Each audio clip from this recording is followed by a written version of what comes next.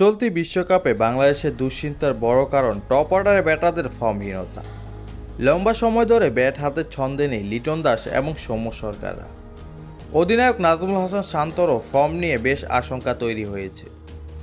এবার তাদের of form নিয়ে মুখ খুললেন বিসিবির সভাপতি নাজমুল হাসান পাপন। গণমাধ্যমে দেওয়া এক সাক্ষাৎকারে বিসিবির সভাপতি সৌম্য এবং লিটনের অফ ফর্ম নিয়েও কথা বলেন। এ সময় তাদের অফ ফর্ম প্রসঙ্গে পাপন বলেন, সৌম্য আর লিটন দাস রান পাচ্ছে না। তাদের অফ ফর্মের জন্য আমাদের প্রতিটা ম্যাচই লজ্জাজনকভাবে হারতে হচ্ছে। আমরা সৌম্য এবং লিটনকে নিয়ে বিকল্প চিন্তা করছি। বিশ্বকাপের মতো একটা বড় মঞ্চে এমন বাজে পারফরমেন্স করলে তো আর হবে না। পাপন গণমাধ্যমে বলেন, আপনারা ধৈর্য ধরুন, আমাদের ক্রিকেটাররা ভালো কিছু করবে। আপনাদের আত্মবিশ্বাস থাকাটা খুবই জরুরি, কারণ টি-20 খেলাটাই এমন, শুরুতে রান তুলতে না পারলে পরে এসে কিছু করা যায় না। অধিনায়ক হিসেবে দলকে সামনে থেকে নেতৃত্ব দেওয়ার পরিবর্তে অফ ফর্মে পড়ে আছে নাজমুল হোসেন শান্ত, যা দলকে বাড়তি চাপে রেখেছে।